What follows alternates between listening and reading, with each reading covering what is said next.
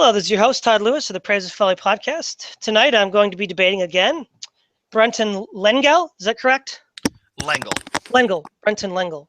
Yes, and instead of debating anarchism, we're going to debate, broadly speaking, the blue tribe versus red tribe, right versus left, with dabbling in both social issues and also political issues. Now, the way I see the left is there's a Latin phrase called non servam, which was, of course, attributed to Lucifer. It says, I will not obey.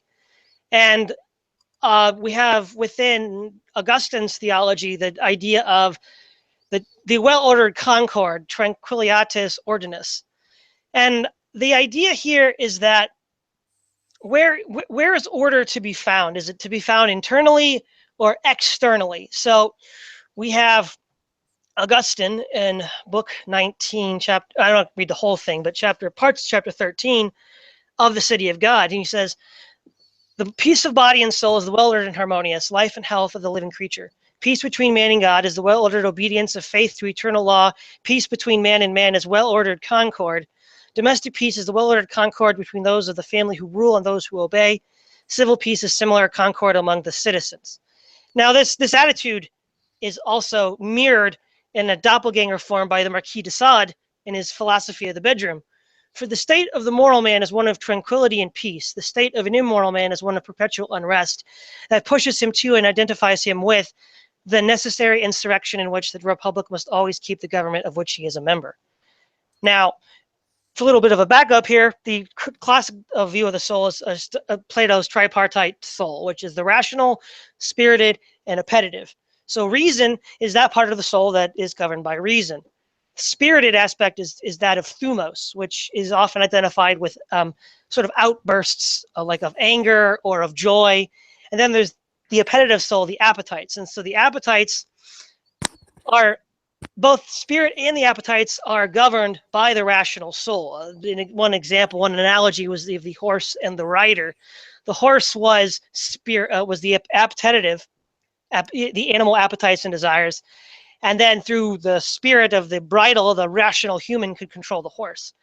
So we have a dichotomy between external and internal order. The left views order as coming from external to the individual, whereas traditional societies have viewed order as coming from internal, a state of the soul. We see this in Christianity, we see this in Buddhism, we see this in Stoicism, we see this with Plato and Aristotle, whereas the left argues that not only is the order external, imposed on the individual, but also there's this attempt to cultivate what has classically been called the vices. And again, de Sade is a famous example of that, but he's not alone. We have one of the earliest examples of a sort of proto-leftist attitude is Croesus in the Histories by Herodotus. He argues to King Cyrus that if he wants to pacify the city of Sardis, his own former capital city, that what he should do is get them indulging in the games and in brothels and taking away bread and circus, so that they won't fight back. And then we see this repeated again and again. We have one of the quotes that I think is very interesting by Aldous Huxley is that he says, this is one of the not prequels, but introductions to Brave New World. As political and economic freedom diminishes, sexual freedom tends to compensatingly to increase. And the dictator will do well to encourage that freedom. In conjunction with the freedom to daydream under the influence of dope, movies, and the radio, it will help to reconcile the subject to the servitude which is their fate. And again, we see others. There was the former Lieutenant Ralph Peters, who in 1997 wrote an essay called Constant Conflict, where he argued that American culture of Dallas and Baywatch was a weapon against our Russian and Islamic enemies by corrupting them from the inside out, making them susceptible. By spreading the war of the inner soul to our opponents, we can then better take advantage of them because they're busy fighting themselves. If someone's fighting himself, then he can't fight the other guy. So basically, that's the broad category how I define right and left. The right views order as stability is external to the individual, not an internal condition. And the right argues that there is a sort of ordained by nature or the divinities or by God Aristotle used nature, the Christians used God, the ancient Greeks like Hergus of Sparta said we should obey my laws because I was given those laws by the gods. And then there's Right. this corresponding set of orders that they fit into. So that's the definition that at least I'm going to be using. Mhm. Okay, well that's a good definition, and I can go along with it. Though I do think it leaves a couple of things out, because I think there is more of an overlap between right and left thinking. I think that if you look at, for instance, this has been going around for years, but if you look at the political compass, for instance, and you'll see people, putting and moving from various positions to others. You see a sliding scale of authoritarian versus libertarian ideas, and then you also see a sliding scale of, I suppose, you could put it individualism versus collectivism, or the other way of looking at it is self-interest versus the interest of everyone, including the self, or that the self-interest is the interest of everyone, or vice versa. Um, what I'd say first off is that whatever we want to call right v left, we can use your definitions of it if we want to. Um, I think that my view, sort of how conservatism and progressiveness, I guess, functions in society is very similar to the way that different competing drives function in the human mind. Um, be they the drive for food, which is checked then by the desire to y- the desire to be careful and not eat too much. A good example, like for instance, horses don't have that drive. And as a result, what will happen if you have horses in a field is, if there's just like one source of grain, the horses will clump together, and the strongest horse will beat away all the others, and it'll sit there and it will eat that one source of grain until it dies. Uh, and then the next horse will come in and beat away all the others and eat that one source of grain again until it dies, and the next and the next. Um, Humans, and we would say that is actually inhuman. Humans have the ability to kind of look a bit beyond that, and beyond their baser instincts, and to check various drives. But the way I see the human brain knitted together is less of a single entity, and more, this drive wants this drive wants that, and through the interaction and the opposition of various forces, we come eventually to action and to policy. And so I would say, as far as if we're going to talk about right v left, we're really talking about two things that I think are both necessary for society. It'll be funny, but I'm actually going to quote the Bible here in First Corinthians, and it's the verse about the body of Christ, where it says, "The body is a unit, and though it is composed of many parts, and although its parts are many, they all form one body. So it is with Christ.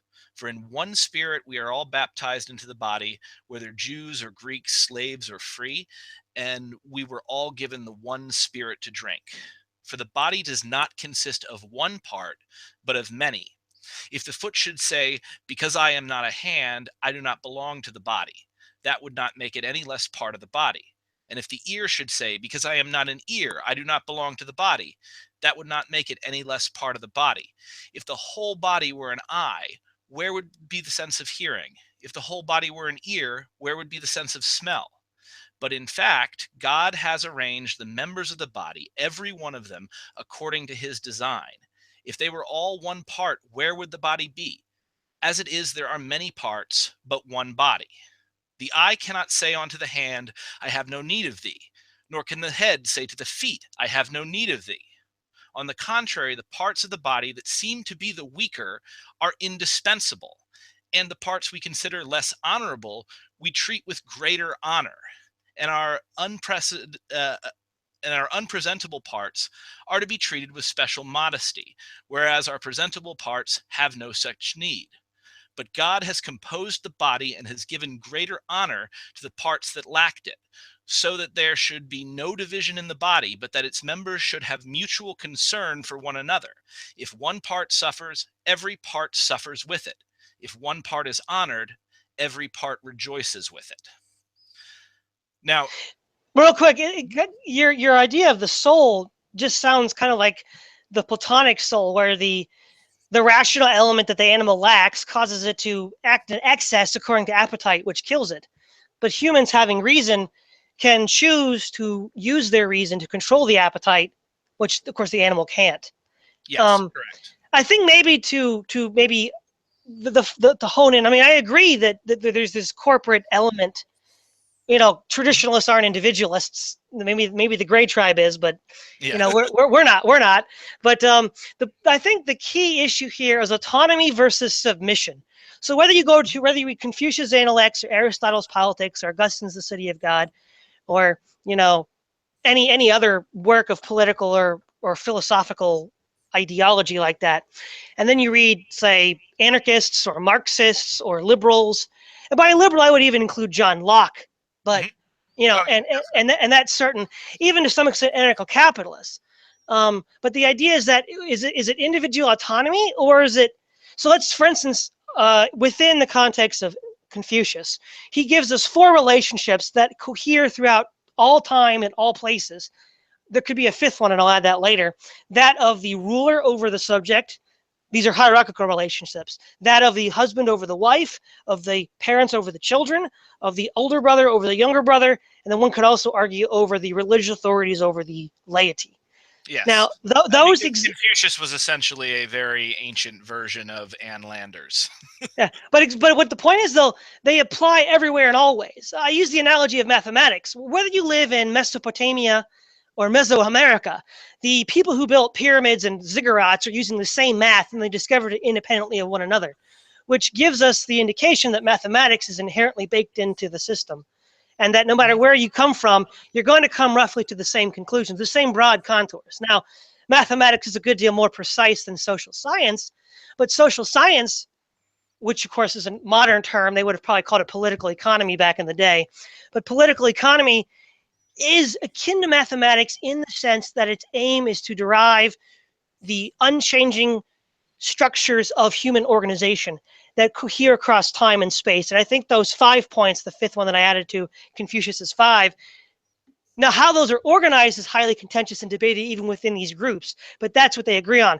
The left fundamentally rejects that in favor of maximal personal autonomy, because in those systems you have to subordinate yourself to somebody else, and that of course impinges against your autonomy. A classic example is the anarchist slogan "No gods, no masters," Yes. especially Which in the was con.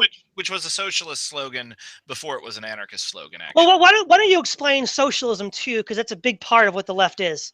Well, it depends on what you're talking about when you're talking about socialism. If how you about have, how about socialists as they describe themselves? yeah, you're going to get a bunch of different answers, No, buddy. I know. Um, here's what I would say about socialism. Socialism has come in the United States to mean a version of welfare capitalism on one hand, or Stalinism on the other. And it really changes depending upon what's more convenient for the argument that's being put forth. Like people will say, "Oh, Bernie Sanders is a socialist," and I'll tell you, having spent years and years on the left, Bernie Sanders is no such thing. He's basically an FDR Democrat. But he was smart enough to realize that after years of Obama being called a socialist, if he denied his socialism, he would just be called a liar. And so he found instead he played into it and got a great deal of fame and success as a result. But that doesn't necessarily make him a socialist. Now, what I would But say is okay, there's sorry. yeah, there's a lot of historical attempts at socialism. The overall goal of it is not necessarily to maximize human freedom. There are socialists who are on that end of the spectrum, and that's where it comes down to the political compass. And the socialists who are on that and on the freedom end are the ones like me, the ones who are the anarchists, the left libertarians. But in fact, there is a very strong authoritarian wing of the socialism, which are the Marxists, and they tend to be extremely controlling of society and the individual and the environment. Now, you mentioned that leftists in their philosophy generally look to external factors as opposed to internal ones to explain human behavior, and that is true.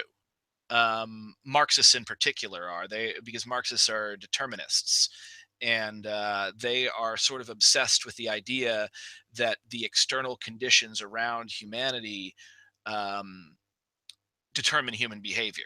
And sort of their game is to get the perfect external conditions in order to create the perfect people. Um, Which is anarchist. funny. That's the same as fascism, because Nazism wanted to control the physical conditions to create the perfect people too.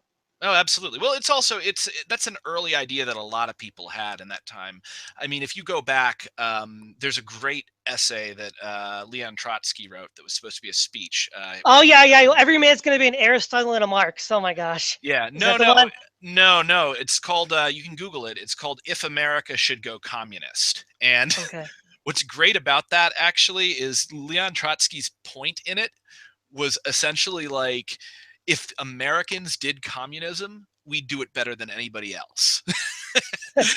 And Well, to a certain extent, I think he might have a bit of a point there, because I do think a lot of the excesses of the Bolsheviks, especially in the realm of creepy authoritarian stuff, really came down more to Russian culture necessarily than leftist ideology. There's definitely some creepy stuff in Marx, and especially Marx Leninism. But I feel like if you took a culture like the United States and you had us pursue a Marxist or anarchist vision, we might be much, much better at it, because we have these natural drives within our culture that counteract some of the more creeping authoritarian ideas. But to come right well, down to it, what I want to define socialism as is two things. One is the general historical movement to create a utopic society where all members from the highest to the lowest are cared for and nobody dies on the street of exposure or starvation. That's the goal. And that can get really silly sometimes. I think one of the very first socialists ever, this was well before Marx or the anarchists, had he become a bit of a footnote in history, because he believed that in the socialist utopia, the seas would turn to lemonade, which is obviously ridiculous for so many reasons. Um, but if you wanted to tell me, like, besides that general thing, what does that mean in real life material terminology? Socialism is the idea that the workers should control their own workplace, and that the um, profit of that workplace should be controlled not by a board of directors or investors, but should be primarily controlled by the people who are doing the work itself. So really, what socialism is to me is worker ownership. Now you okay. could, yeah, There's a you could couple have an points. well, real quick, sorry. Sure. You could have an authoritarian version of worker ownership where they say the state comes in, takes the place of the capitalist class, and enforces the worker ownership via the use of its military and police force, which I'm obviously against. But then on the other hand, the anarchist approach to it is the workers themselves taking what is honestly already in their position and cutting the capitalist class out of the equation, thus, taking their futures in their hands. And when we remove that kind of abuse and that kind of where we have to hand over x amount of money to a guy who's already a millionaire and instead can use it to help the families and help the communities around them, um, then I think you can have something close to a utopia, even though utopias are impossible. Okay, yeah, yeah. I'm glad you brought up the utopic aspect of it. I'll get to that in a moment. But you were talking about the autonomy issue. The autonomy issue. Now, I will agree that. But when I say the definition that I gave of the left, I would include libertarians, Marxists, fascists, Nazis, anarchists, and the whole rest of them for this reason. Because the original modernist thinkers, you can think people like Voltaire and Diderot and the Holbach and Humboldt and others argued that, again, in that Luciferian sense, that they are not going to submit to any authority, divine authority, the authority of the church, the authority of the state. And so what happens was when you destroy that authority, I think Voltaire said, we'll only have freedom when the last king is strangled in the entrails of the last priest. That's Diderot, but yes. Diderot. Yeah, Diderot. But what happened is when you destroy those structures of authority that admittedly can be misused, you had a vacuum, and that vacuum you have two ways to respond to that power vacuum. You can either say, okay, wow, we really need authority, and they go overboard with totalitarianism like fascism and communism, Hmm. or you could go and says you could just embrace the vacuum like anarchism and libertarianism and just say the more vacuum the better. And what I'm not saying is they don't, the outworkings of that autonomy base can paradoxically lead to totalitarianism. But what I'm getting at is that both the libertarian wing, and I mean both in right left libertarians in that sense, and then the autocratic wing, either the communists or the fascists, they both arise from the same point. And the other point is that point of autonomy versus submission. And the other point is with the, especially the libertarian anarchists, and to large degrees today, even anarcho-capitalists and libertarians, is that the traditional gender roles, traditional roles of authority and hierarchy, doesn't have to be the state. It could be the tribal chieftain. Doesn't really matter. It's the same from a desert Bedouin tribe, or it's the Imperial Chinese Empire. But those fundamental five relationships that more or less Confucius outlines, are fundamentally rejected by all of these modern groups. Now, as for the utopic society, this again would be tied into the autonomy. Man saves himself, right? Every religion has this Eden myth, right? The Greeks have an Eden myth, the Chinese have an Eden myth, the Christianity has an Eden myth, and so they all believe that perfection existed at one point in the past, and perfection, if it's to be achieved again, is only going to be achieved via some sort of divine intercession. Now, Hmm. the form of the divine intercession is radically different from religion to religion. But that's another aspect of what makes the red tribe different, the blue tribe different than the red tribe. That Hmm. man saves himself not only without God, but in opposition to God or the gods, or however you want to construe the divine authority. Yeah, though to be fair, a lot of that stems from anti-clericalism, and a lot of the anti-clericalism stems from the numerous religious wars that engulfed Europe over the centuries, because the authority of the church began to become incredibly resented as we moved into the Enlightened Age. Not, and I mean the Enlightenment. I'm not saying they're Yeah, I know. actually enlightened, but But I would say this though, that even today though those beliefs are very strong, and they were just as strong in Protestant countries like in the United States. The individualist anarchists were just as anti-clerical as the Spanish anarchists, but in North America we had no established church and nothing rivaling the abuses of the Catholic Church in Spain. Yet they still had the same militant anti-clericalism. yeah, which what I would actually say is that's karma. Even though we didn't have those specific institutions, when you do something that big in the past, when an organization has that much control, where you've got the Spanish Inquisition and the Huguenots, you will feel the ripples of those actions and those political struggles down through the ages for centuries. I mean, a great example, honestly, is the Civil War here in America. We are still feeling the fallout of that. And I was never involved in it. You were never involved in it. No one living today had anything whatsoever to do with it. And yet, at the same time, a number of things that just go on in my life, politically, economically, whatever, are affected by the Civil War. My education is affected by it. The authors that I read, there's a ton of ANCAPs that think they're anarchists because they read Lysander Spooner's criticism of Lincoln, but they didn't read the part where Lysander Spooner wanted to go down and organize free a bunch of slaves, organize them into a militia, and turn the whips of the slave owners on them. And so, they're sitting there seeing Lysander Spooner as this champion of their kind of neo-Confederate ideals. And not all of them, but some of them. Rothbard talked about how he wanted to see the statues of Lincoln torn down and replaced with Jefferson Davis, which is just ridiculous because first off, Rothbard was like a New York Jew. Like he had no connection to the South at all, but he knew what he was going to play off of. But you see how that affects it, and what that is in the Buddhist sense is karma. It is the law of action and reaction.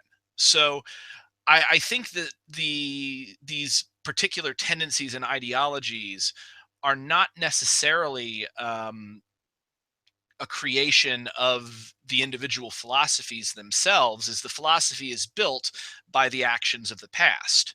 And that kind of goes to a lot of what progressivism seeks to deal with, which is to free ourselves from the past. In a lot of ways, what they're trying to do, what leftists are trying to do, is, in a very real sense, change our karma. Now, we can argue this is good, this is bad, we should do this, we shouldn't do this, but I think that is what the drive primarily is, because you talk about all of these pillars from various societies, but I feel like that's a big jump to make, because humans have been on this planet for something like 150 to 200,000 years. We've only had recorded history for 5,000, and there's a lot of things that were thought of as pillars in the past that simply are not. They were functions of human culture, as opposed to human nature. And so, as a result of all of this, I think that we have to remember that man is mortal, and that not only is man mortal, but man is not perfect. And if man isn't perfect, that means everything that we've done in the past up till now is necessarily wrong in some way.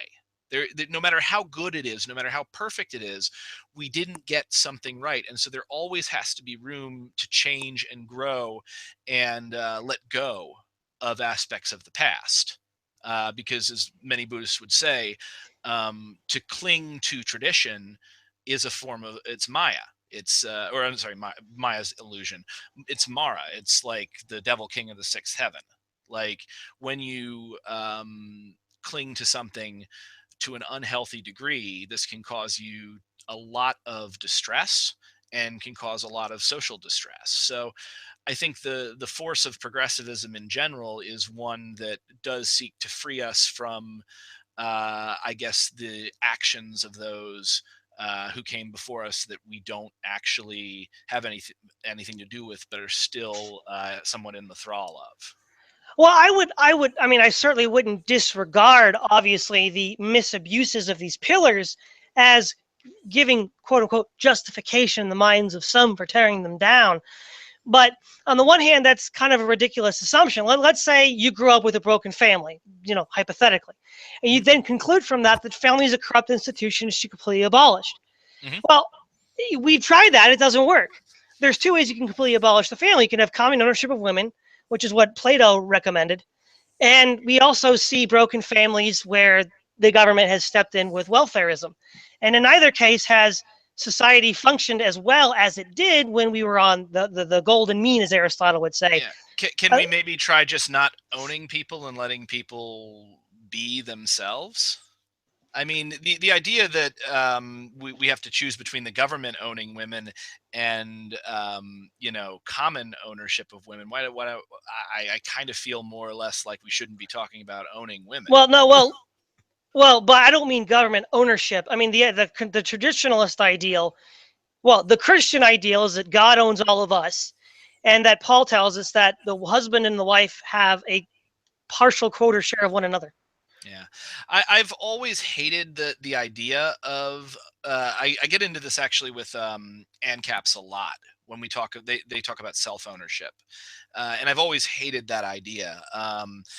If it be it God owns us, or we own ourselves, or we own other people, because it's very much a slap in the face to humanity to think about a person like a human being, a completely unique universe that will see everything and experience everything around them in a completely unique way, and can affect events in so many different ways, good or bad. To look at that and to think of that in the same way you'd think of as a toaster, or a cow or a field. um, and so that's definitely something that I tend to, and maybe also this is a problem with language and with translation. um, but I don't like the idea of owning anyone or being owned, and especially I don't like the idea of a person owning themselves, because when you own yourself, that leads you to believe that you're a thing, and you should be used, eh, as a thing is used. I think Heidegger talked about this. It's the process is called enframing, where comes from the Greek term techne, technology. That the essence of technology is not anything technological, but it is in the way of thinking, of looking at the earth and seeing what is concealed within, seeing like a beautiful vase and a lump of clay. And what happens is when you apply that too much, when you begin to enframe all of society around you, be it women, be it resources, be it yourself, what happens is um, you begin to disregard the importance of it, and see it only as an aspect to be acted on by your will. And when that happens, that's when slavery happens. That's when murders happen, when the human desire to control and dominate takes over. Because oftentimes I find that the desire to control and dominate, be it through force or through wealth, that comes primarily from fear. It's ultimately the desire to protect oneself, first from the outside environment, and then eventually from death, which of course none of us can do. Um, so what I'd say, I guess, I hope I haven't gone off on too much of a tangent here. Um, but I think we have to be very, very careful in how we think of other people and how we talk about them, because the words that we use inform our thoughts. And I mean, maybe that's actually kind of coming down to the leftist idea that the environment uh, does impact how you behave, and what you do impacts how you behave. Like the Kurt Vonnegut novel,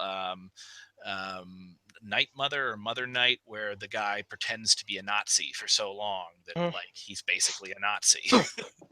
Yeah. So basically, it seems like what you're saying here is that when you speak of terms of owning somebody, you've objectified them, and in objectifying them, to the extent that you have objectified them, you've then treated them as an instrument rather than an end in itself in a kind of Kantian sense. And Exactly. by reducing them to an instrument, you then open them up the possibility of abuse. Hmm. Um, Now, let me ask you this: hypothetically, let's say that you created an artificial intelligent machine. Now, you made it; it was the produce of your labor, but it was also self-aware and sentient. Now, would you own that machine? That's a huge question that I think we're probably going to have to answer, because we will wind up creating that level of artificial intelligence. The closest thing that I can put that to is I created a child. Um, Hmm. and so I'm hoping to have a child sometime in the Hmm. next 6 months or so. Well, Well, good. start on a child sometime in the next 6 months. Yeah, I'm very excited. Um, but I remember actually one of the first things that I thought to myself was, I can't wait for my son or daughter to defy me. Um, like I'm kind of very excited about that. I know it's gonna make me angry when it happens, but um, I would say that if you created an artificial intelligence or a organic intelligence, that organic intelligence is its own thing, and you are not entitled to control it. Now, you can control it for its own best interests for a certain amount of time. And legally, obviously, with the way laws are now, you would own that robot until the law is changed. But I would say morally, the idea that we own our children, or the idea that we own these robots, is no, no, we're stewards until they can take control of their own lives. Okay, well, the point that I bring this up is this, okay, because in Romans 9:21, Paul says, "Does not the potter have power over the clay, from some lump to make one vessel for honor and another for dishonor? What if God, wanting to show his wrath and make his power known, endured with long suffering the vessels wrath prepared for destruction, that he might make known the riches of his glory on the vessels of mercy, which he has prepared beforehand for glory? Even us, whom he has called not only of the Jews only, but also of the Gentiles." So the point is this. Now, you mentioned the child analogy, but here's why I don't think it works for the robot or for us vis-a-vis God. You and the child are of the same order of being. You're the same kind of thing. God is fundamentally different than us. As you know, the Old Testament prophet said, he is as high above us as the heavens are above the earth. Yeah, And he's holy. a human being and a robot, well, depends on how you want to interpret the technology fusionist type people. Is it they're gonna have robots that are like demigods, like the Terminator, or are they gonna be subordinate to us, like an iRobot? Who, whatever.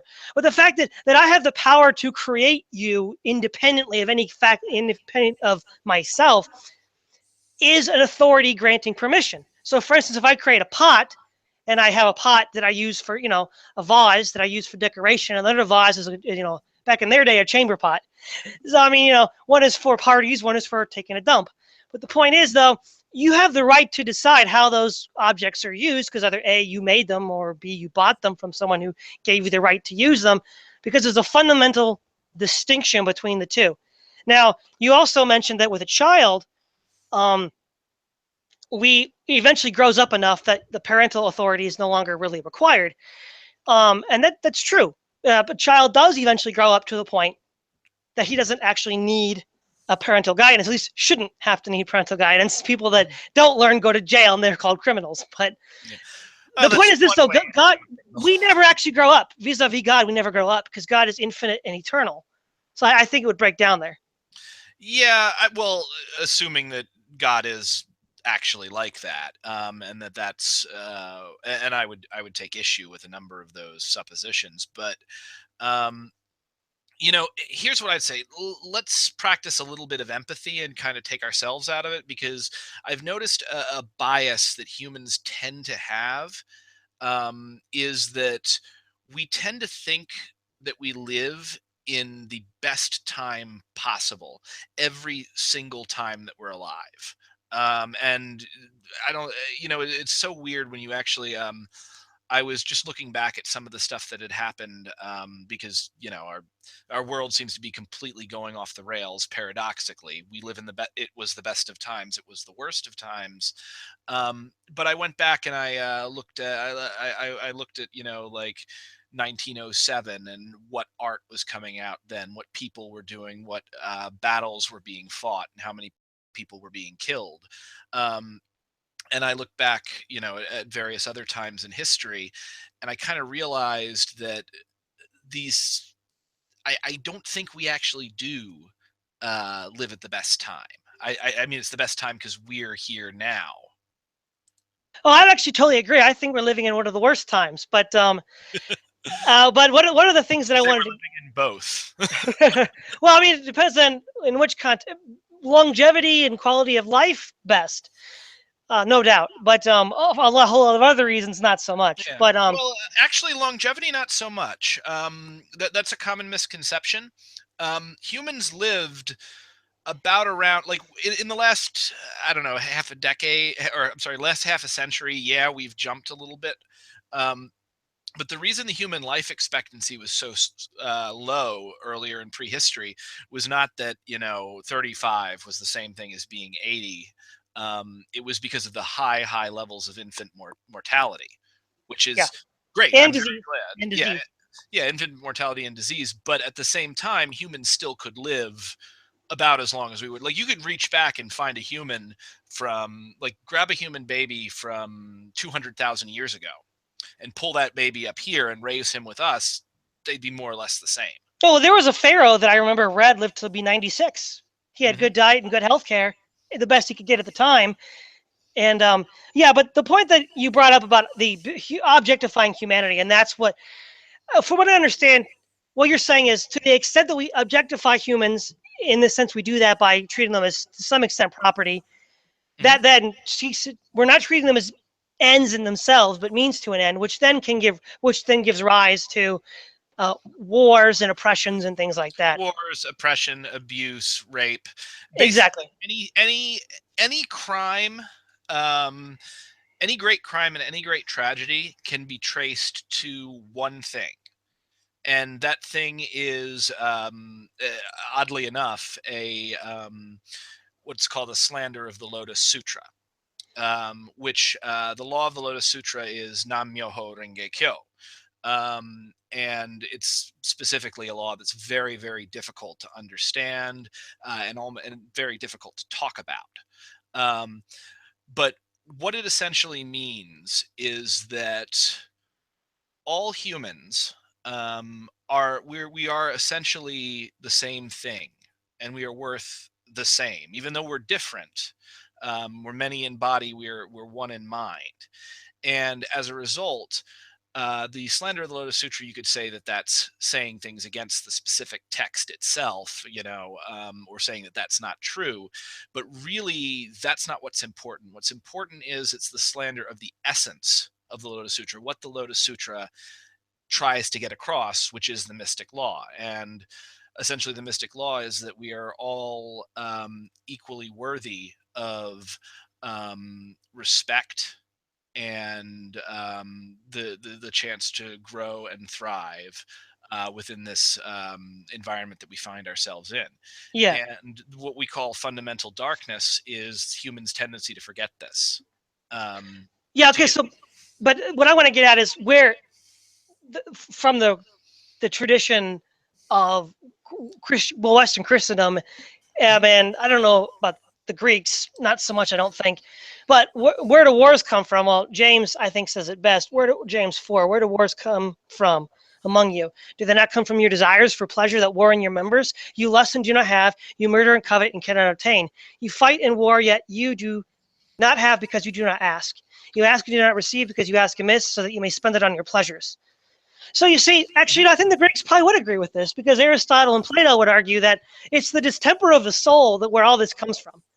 And Mhm. it's not just a Christian concept. Marquis de Sade and uh, Bertrand Russell, not Bertrand Russell, the Brave New World guy, I can't think of his name right now, Aldous Huxley, Yeah. all agree that it's a distemper in the soul where reason fails to overcome appetite. Now, Mhm.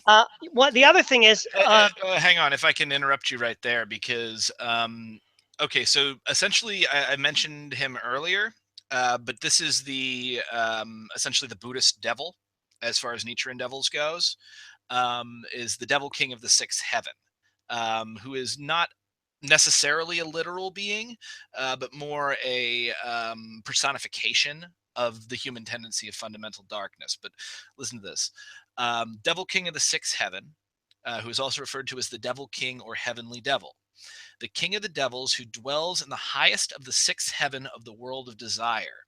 He is also named freely enjoying things conjured by others, the king who makes free use of the fruits of others' efforts for his own pleasure. Served by innumerable minions, he obstructs Buddhist practice and delights in sapping the life force of other beings. One of the four devils, and it goes into that. So, in the same way, the devil king of the sixth heaven is exactly what, those Greeks were talking about when they said, "Why do wars happen?" It happens because we want to set one human above others. We want to gain things that we have not worked for. We want to be served by others, but not give of ourselves in the same way. And this is, ultimately it's a delusion. It's a mistake that we make because one, we think we can have that and it'll be okay, and no, it can't. I can't imagine. I can't think of a human being who more fits, like who seems to be more under the sway of the devil king of the sixth heaven than say Donald Trump, because he's so controlled by his desires. Uh, but I can't imagine that Donald Trump is a happy person. I can't imagine that the world that he inhabits, the universe of his brain, is one that I would ever want to be even close to, just because of what kind of reality that might generate. Subjective reality, obviously. Um, and I would say that, once again, it comes down to denying the humanity and the worthiness of those who are not like us, or that we can assume aren't like us, be they foreigners, be they people from a lower social class or a higher social class. And I think that's Yeah. the big mistake people make. Well, okay, would not concede the point that viewing people as instruments within the context of real revelation, whatever that happens to be, and received tradition does that necessarily. It may be a condition in which it can occur, but I would argue that it doesn't necessarily lead to that. But I kind of want to steer this back a little bit Mhm. to, Yeah, because we are getting a bit esoteric here. no, what we're doing here is we're talking about what divides right from left, and this is part of the framing of the debate. We're partly framing it right now, but one of the things that I want to get at is both the left and the right. Uh, I'll use the Greek term eudaimonia, which means human flourishing and human completion. It basically, the idea is, at least in the Greek context, which is carried over into medieval Christendom, the idea that there's this idea called teleology, which, as everything has a natural end. So Aristotle says that the acorn, his end is in the tree, and it will develop in the tree because that's its end. And so he Hmm. says that man has certain natural ends, and to the extent that those natural ends are met and conditions are put in place in which he can meet them, then human flourishing can be attained. Now, the left also claims to want human flourishing. Now, the Oh, way they absolutely. the way they would say we attain human flourishing is by, again, the blue tribe definition that I already gave, is by maximizing autonomy to the extent that we do not directly impinge harmfully on someone else's autonomy. Hmm. So, if by my exercising my freedom of the will, my free autonomy, as long as I don't therefore impinge on somebody else in a harmful way, like via rape or murder or robbery, then that is the best calculated for human flourishing. Yeah, Um, I think to a certain extent that's correct. Though that's also a heavy libertarian sentiment, and I think that uh, you lumped in the libertarians with the left, which most libertarians would disagree with. I well, would somewhat I disagree know with. you both would disagree, but I think you're both a part of the left, and the reason is you're both a part of the left is libertarians, Marxists, fascists, communists. They're all nominalists. Now, are you familiar with the problem of universals? Well, hang on for just a second, because I would say that communists, like as in the Marxist sense, I don't think they do want that ideal. Marxists very much have the idea that humans need to be controlled, and that bad behavior there shouldn't be an option for bad behavior. And they. I could see that. I think what I'm getting, okay, let me put it this way. I'm advocating the Aristotelian golden mean between complete individual autonomy and Mhm, complete state control, where there's some delicate balance in the middle between external control and internal control that has to be achieved. mhm, Whereas I think the left, if it does, it tends to go to either extreme. It yeah. either goes for complete state control or complete autonomy, or rather, not state control, complete external control. Something external to you controls you. And then Mhm, there's complete internal control where nothing outside of you controls you. I mhm, mean, at least no rational agent. Of course, nature does, as Bakunin talks about in What is Authority, but yeah. no rational will outside of you controls you. And those are the two extremes. But I would argue that, I mean, one of the best examples of this kind of thinking is this really ludicrous statement by uh, Trotsky. Mhm. And he said, the average human type will rise to the heights of an Aristotle, a Goethe, or a Marx. And above this ridge, new peaks will rise. Now, he means communism. By that, he means the stateless utopian society, which Yeah, the anarchists want too. They just disagree how to absolutely. get there. Yes, correct. No, but here's the thing. The people he mentioned, Goethe, and I don't think, I wouldn't consider Marx a great thinker, but I know he's a Marxist, so he's going to do that. But someone like a Goethe, a Shakespeare, a Mhm. Aristotle, a Dante, those kinds of people do not arise in blue tribe societies. At least they only arise to the extent that the blue tribe societies have not completely exterminated the previous traditionalist society that was there. So, for instance, we could look at the great Soviet composers like Rachmaninoff. But yeah, Mhm. they were all born during the Tsarist era. They all grew up under the Tsars. When you had children that grew up from the 50s onward, there was no Soviet music on par with the music of the Tsars. Mhm. And what I'm saying Hang is, on for just a second. My wife came home. sure, Hun, I'm doing a thing. Okay, sorry about sorry. that. So what I'm saying is that the historical record demonstrates that the kind of human flourishing that we both profess to want to attain can only be attained in conditions where the blue tribe, those values of the blue tribe that we more or less agree on, have not become the predominant values. I think that is patently ridiculous. First off, the Soviet Union did produce a number of very impressive artists that came over with. I mean, Baryshnikov is a perfect example. That guy came over and became a superstar here.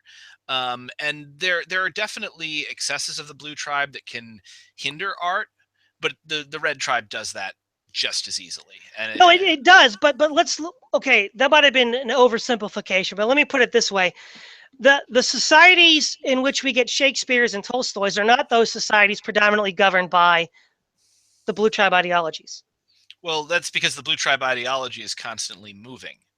When it's like when people wear those shirts that have like like George Washington and Thomas Jefferson. It says like radical conservatives. No, they weren't radical Yeah, they conservatives. were radical. They were Jacobins. Yeah, they were like blue tribe all the way for that day. But as we move on, things change. And suddenly now they would be considered ridiculously radical conservatives because as humans move forward and as our society develops, we begin to see a lot of the errors of the Yeah, past. yeah. But what I'm getting at is anarchists talk about the humans best flourish in their kinds of societies. Now they have been tried. There's been New Harmony with Owen. Mhm. Now that didn't fail due to external pressure. That fell due to internal pressure. It wasn't invaded or conquered. What is New Harmony? I'm not familiar with That this. was the utopian socialist experiment in the 1820s. Oh, Um, was this in the United States? yeah, Yeah. Okay. Okay. and then there was also the Oneida community. There was actually a lot of Mhm. utopian socialist experiments in the United States. Yeah. But the There were fact also is, a lot of utopian religious experiments in the United and States. they actually worked. The Well, New Harmony was actually run by a bunch of Lutheran pietists, but then they had a yeah. vision. Then the guy said he had a vision to sell what he had and go somewhere else. Like good, convenient vision to have. But yeah, I mean, and the thing is a lot of them did succeed, and a lot of them didn't, and some of the ones that succeeded maybe should not have succeeded. I don't want to go too hard after the Mormons because I don't think there's anything wrong with being a Mormon today. But But there back in the were, day, yeah, back in the yeah, day. there's some really sketchy stuff going on with. Oh yeah, no, that's not to absolve the religious utopian. That's more, I think, an indictment of the dangers of utopian societies. But Yeah, I well. would argue though that there has been Mhm. the kind of promises the Trotskyian promise has never been actualized in any blue tribe society. Well, there really even a thing as a blue tribe society? Well, that is the Um, question because the flux and stability. yeah, They tend to reject stability in favor of flux, which prevents even the preconditions for such a person to arise. yeah, but I'm also going to point out I don't think there's such a thing as a red tribe society either. I think that we mistakenly judge past societies as red tribe societies because of the political institutions that are built, and because no matter how progressive an institution, be it political, personal, whatever, Mhm. it will eventually become a part of the red tribe as the march of time goes on. Have you heard of Julius Evola? No, not familiar. He's a far right thinker. The alt right is sort of resuscitated, but he wrote, "My principles are only those that before the French Revolution every well-born person considered sane and normal." Yeah, that And which I is ridiculous. But I'm Well, sorry. no, well, it is and it isn't. I mean, the idea of the abolition of the family is insane and ridiculous, and everybody thought it was normal to maintain it until the. But here's the thing: one of a common line of argument that the left makes against libertarianism, by what I mean by libertarianism is the free market North American version, Yeah, is that I've heard it said again and again that there's a two-pronged attack. The one-pronged attack is that there has never been the free market as you define it. Because yeah. right, they'll define free market in this very voluntaristic way, but then you'll come back and say, well, that's never actually existed ever. That's the first prong of the attack, Yeah, and the I second. would actually go on to say on the first prong, not only has it never actually existed ever, it is physically impossible for it to ever exist. No matter what you do, even if 100% of the population tomorrow woke up and every single one of them was a dedicated ANCAP, you could not have a free market. It would not happen. Now, The okay, violation of the laws of nature. so you're making it even stronger. Okay, but the other prong of the argument is that um, capitalism itself, even in the more sort of purely Platonic abstraction they conceive of it, has within itself the very preconditions for the rise of the state. Mhm. And they'll Oh, say absolutely. that, okay, look, guys, but here's the problem. Mhm. Uh, the anarcho communists have no actual real world examples to point to of something that actually persists in the long run that works. For instance, the idea of property arrangements where you have personal property, which is your own personal effects, and then there's commonly owned property as opposed to private property, Mhm. only really exists in religious communities. The Hutterites in North America and the monastic orders throughout the world. Europe, which again, the monastic orders, we talked about this before and I went and checked it out. The Epicureans, I was right actually in our last thing. The Epicureans did live that monastic lifestyle. And most of, if you can look it up in history, most of the Christian monasteries were redubbed Epicurean communities.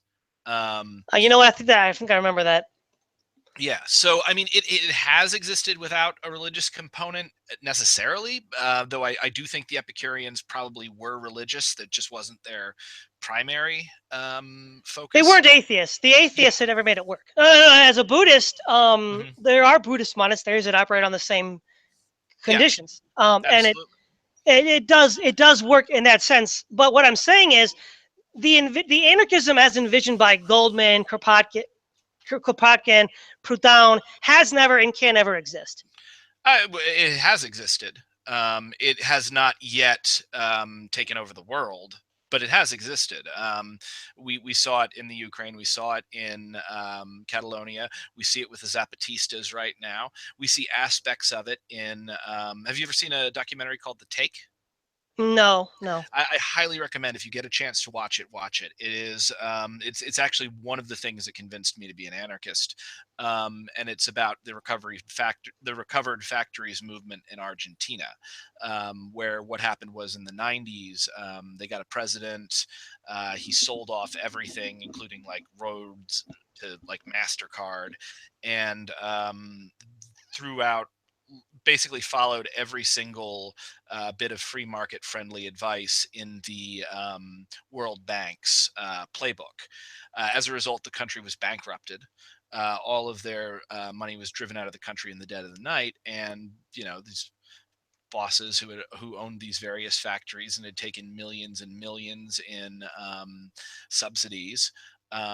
Said, you know what, these factories are no longer profitable. We're going to sell them off, and we're just going to move overseas somewhere else with our millions. Yeah, but real quick, the point I think what Mhm. we're getting at here is partly semantic, because in the sense that you said the anarcho capitalist society has never had any historical analogs.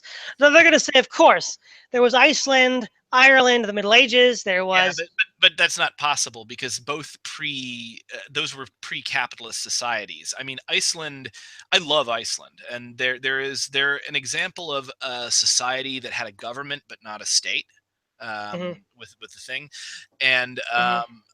the Ireland society, that's ridiculous because you couldn't vote in the what is it called, the Tuatha, if you were allowed to vote based upon your blood and what family you were from. That wasn't everybody, and both societies were slaving societies. So to argue that Yeah. either one of Well, those but was a exactly. better But here's the society thing. is ridiculous. Mhm. But by the same argumentation, one could argue that Ukraine and the original Zapatistas, not the ones today, and then also the CNT were not truly anarchist either because they were predatory and murdered clerics, the petite bourgeoisie. I Yeah, mean, there were, well, I don't know if the clerics are petite bourgeoisie, but no, no, no. I mean, I said no. I said and. I don't mean it the same. I oh, mean, and the petite bourgeoisie. Well, no, the petite bourgeoisie actually sided with the Republic largely. That was one of the characteristics of the Spanish Civil War that made it different, because the petite bourgeoisie sided with the fascists in every other country.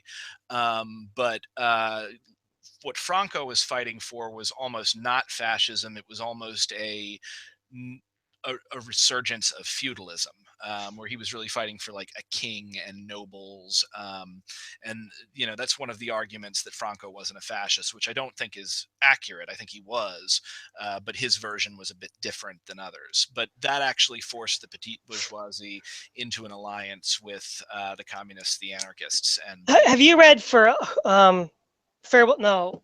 What was that? What was that novel written about the Spanish Civil War? are For you whom the talking about? bell tolls? I think Oh, was that. yes, yeah, I've read that. Yeah. Hemingway. Well. Yeah. Hemingway. Exactly. The Well, they did murder the petite bourgeoisie. There's that whole scene where they throw him off a cliff, and that was based off a real life event in Rwanda. Mhm. Well, that's not the petite bourgeoisie. That's the bourgeoisie. Those were the owners of the town. Petite bourgeoisie as a social class, and I think it's a social class that doesn't like. If you want to ask my class background, I'm basically petite bourgeoisie. My father's a doctor. I am an artist, or an artisan. My employer at my old job, at one of the backpacking suppliers that I have, he was petite bourgeoisie. He had his business and he worked for it, and he worked and still does work directly at it. The difference between the petite bourgeoisie and the bourgeoisie is the bourgeoisie are essentially the new nobility. They are the people who can make their money off of usury and don't actually have to work, in one way or another. The nobles didn't have to work because of their station and Estates. relationship with the Their king. estates. Yeah, their estates. The bourgeoisie didn't have to work because their enterprises had their personal empires had grown to such an extent that they could live off of the labor of others for the rest of their life and for 10 lifetimes if they wanted to. Well, yeah. But I think to get back to the other prong that they use, one of the fundamental, I think you would agree, correct me if I'm wrong, but egalitarianism is a pretty central principle to the classic left. Yes, though I will say egalitarianism is almost categorically misunderstood by the right. Well, what do you mean by egalitarianism? Um, okay, so have you ever read that Kurt Vonnegut story, Harrison Bergeron? Is that the one with the handicapper general? Yeah, yeah, the handicapper general. No, but I did see that little movie based off of it.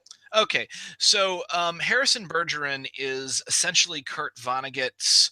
He's taking the misunderstanding of the right about what egalitarianism is, um, and he is applying it to an actual society where the story gets misunderstood a lot because conservatives will read it. And I remember I made this mistake when I first read it and go, that's it. That's exactly what the left wants. We need to make everybody equal, which means we need to beat down on people of talent, and brilliance in order to equalize everything. But you find when you're working with the left, and they talk about equality, what they're talking about, there's the tendency to confuse it with sameness. The idea that everyone's the same, that they need the same clothes, they should have the same life, the same things. That's not really equality in the leftist sense. And the best way that I've ever actually heard it articulated, oddly enough, is by Nichiren Daishonin. And that's when he talks about there's essentially three group dynamics that you can possibly have when you have a large group of people. There is many in body, many in mind. That is a disorganized crowd. That's what you would consider chaos. And then you have just a bunch of disparate individuals who happen to be grouped together. There's no reason for them to be there, each going after their own interests for whatever reason. It's a big part of capitalist ideology, too. Then we have one in body, one in mind. And this describes everything that right libertarians fear about Stalinists, but it also describes fascism very, very well. And it's the idea of a hegemonized society where everyone thinks the same, everyone does the same, we all follow the same stuff, just a giant monolith. Both of these two dynamics are actually very toxic to a certain extent. The many in body, many in mind is a rife environment for bullies to thrive. So powerful people love that. You know, you got the Koch brothers funding the Libertarian Party.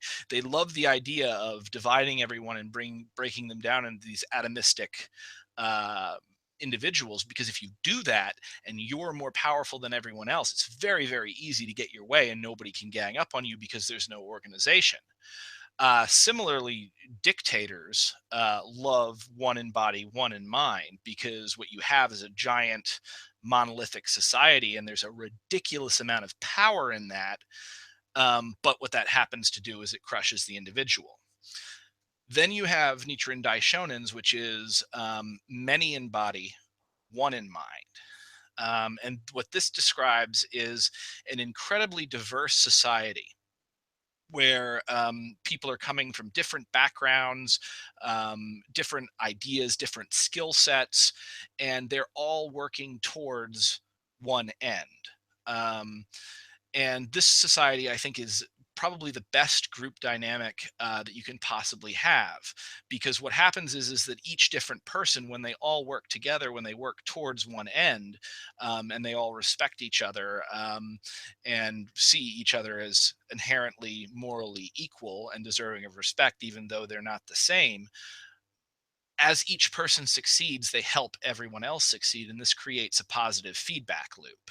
So that very much is like, if you hear a leftist talk about equality and diversity, that's really what they're talking about.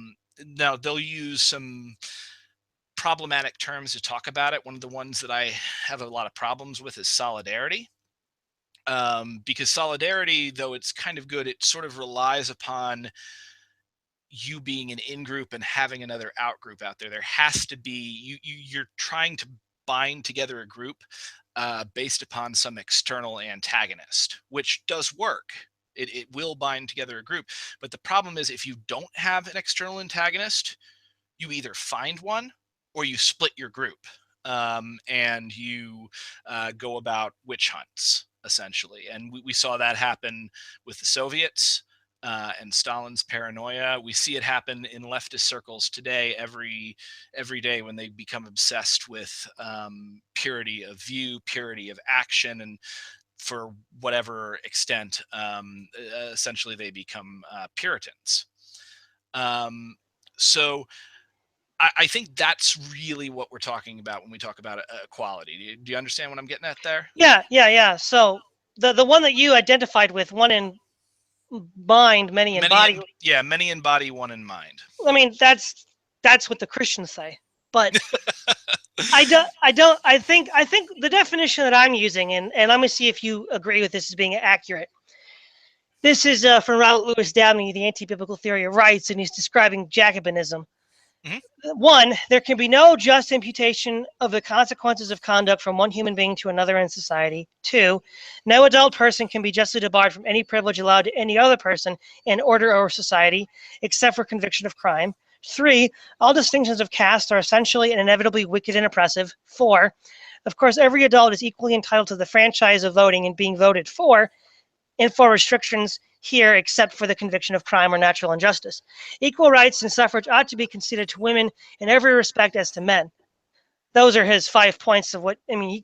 It's the left, but he calls it Jacobinism, and Yeah, I think that we see that's a pretty detailed and largely accurate description of what most historical left-wing policy has been, yeah. philosophy, and Well, you know what? I will agree with you 100% there, and those sound to me to be very solid bits of policy. I'm sure there are issues with them because the law is a implementation. yeah, the law But is a it's blunt instrument. You're never going to be able to properly Im- implement policy to everyone. It's not one size fits all. We don't want yeah. everyone on a bed of Procrustes, But essentially. what I mean is that is the kind of society that an egalitarian society would aim to strive for. Yeah, to one extent or another. And I mean, caste, we have to be very careful when we talk about caste. Like you talk about societies working. Um, and what I would say is, and I meant to get to this earlier, but I think I lost my point halfway through.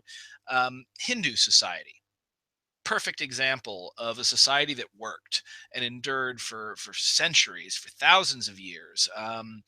And it was all based upon a very specific caste system where when you and to the extent of where, like, if you read the Bhagavad Gita, um, Arjuna is sitting there talking to Krishna, who is essentially an ass. He's God, basically.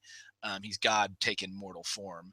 Um, and through the conversation that Arjuna has with Krishna, Arjuna himself also becomes enlightened and becomes like God. So it'd be like if you talked to Jesus, and by the end of it, you were divine, just like Jesus was.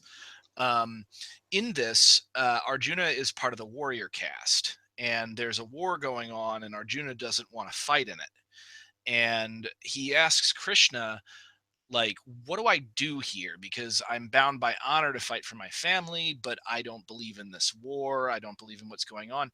And the answer is something that I think a lot of people in our society would find to be completely unconscionable, which is Krishna responds to him, you might as well go fight because that's what you are. You are you're part of the warrior caste, and it is better for you to be the worst warrior in the universe than to not fulfill your role as a warrior. The idea that, like, someone happens to be born into a merchant class and maybe they don't want to be a merchant, and all of their skill sets point them at being a warrior. The Hindu caste system would say no, you be the worst merchant in the world before you be a warrior, because that's outside of what's been predetermined for you. Yeah, Um, yeah. so, and that's why I kind of said we need to use a little bit of empathy and we need to pull ourselves out of this. We can look at that Hindu caste system, which the Buddha spent so much time overcoming, and say that is obviously wrong and a foolish way to run society. But you know what? It worked for a really, really long time, longer than Western democracy has worked. Well, exactly. But the But it was point that also massively inherently immoral and abusive and every yeah, other thing. the point that I was getting at was just as the anarchist argues that capitalism has within itself, even this purely platonic form of it that the ANCAPs talk about, has within the seeds of itself the rise of the state. Egalitarianism has the seeds within itself the inevitable lurch to a totalitarianism, because Yeah. the only way that an egalitarian society can implement all of the things that Dabney talks about is Hmm. by some sort of overwhelming external power that forces people. For instance, this one is very important. There could be no just imputation of the consequences of conduct from one human being to another in society. That's obviously absurd. If somebody is lazy and foolish and ignorant and chooses to waste their lives in frivolity and nothingness, they should not be rewarded or respected or remunerated equally with someone who is a honest, upstanding, hardworking person. Sure, but also I'm going to point out two things. One, should is a very dangerous word because we have plenty of people who are exactly like that. I've met many of them, and most of them are rich. You have no idea how many trust fund babies are Oh running yeah, around in the East Village right now who they're are running around as yeah, Antifa right now. Well, actually, I do know a lot of Antifa, and Antifa do not tend to be wealthy. There are some, but the ones that are actually ready to fight, most of them are homeless. Um, and it's actually interesting that you bring that up because just 2 weeks ago here in New York, two guys were viciously attacked by Nazis in the East Village on Essex Street because they saw an Antifa sticker on one of their phones. The cops did catch one of them, but I mean, these guys, like, it was like 6-on-2, and one of them pulled a knife and literally tried to murder this Yeah, guy. but the point that you're getting at with the rich person, I'm trying to understand what you're getting at because, yeah, you can be poor and lazy, and you can be rich and lazy, and I don't think that in either case should justice prejudice you one way or the other. The person needs to be, Paul says, you don't work, you don't eat. Yeah. So Well, the idea is, that's Stalin, though. That's literally a quote of Stalin's you just did. well, hey, I mean, a broken clock is right twice a day, right? I mean, Yeah. that's the saying goes. But you see, that's the fundamental point. You cannot run a society. In fact, that's the conclusion that Owen's son made after the failure of the New Harmony incident. He Mhm. said that people that don't work cannot be treated the same as people that do work. Um, I think to a certain extent, yes, but also we're getting to a point in human progress where we do have more than enough and we actually can feed people who don't work. Now, we want to talk about people who don't work, who don't want to contribute. There's two aspects to that. One, the person has serious mental illness, massive depression, ridiculously high anxiety, and that's why they don't want to work. They're literally battling demons.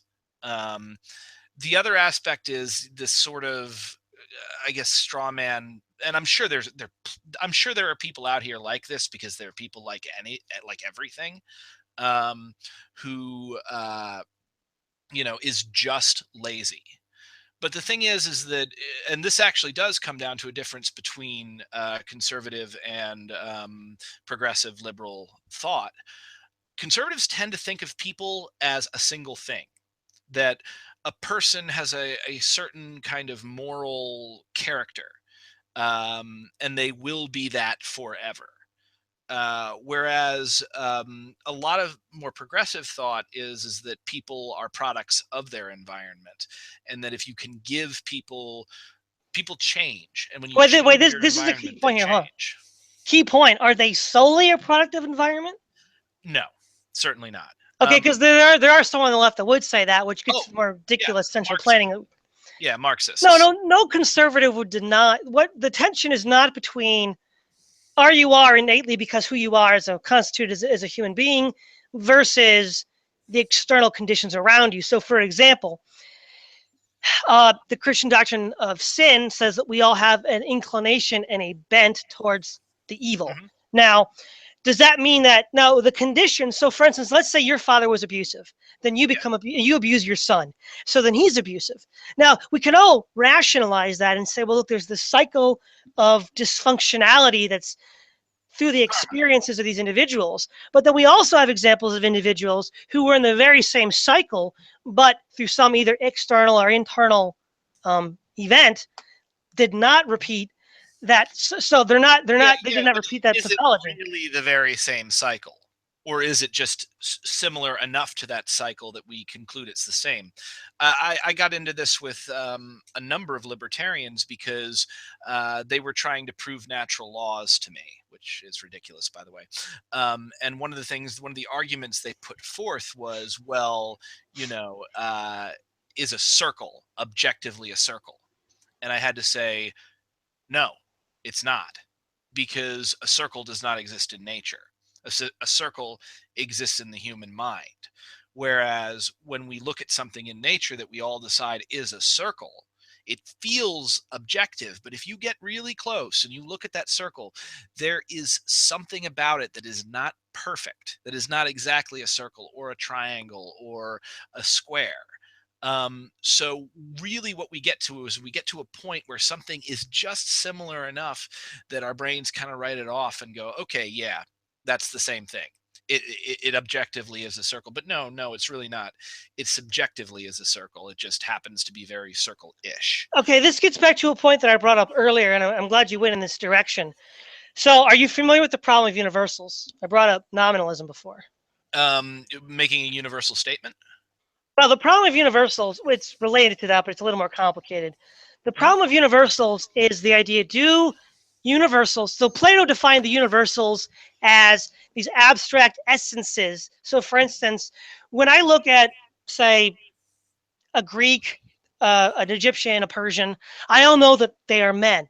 They may not be Mhm. the same kind of men that I am, but they're all men, and I intuitively know this. If I look at a Great Dane, a poodle, or a collie, I know they're all dogs.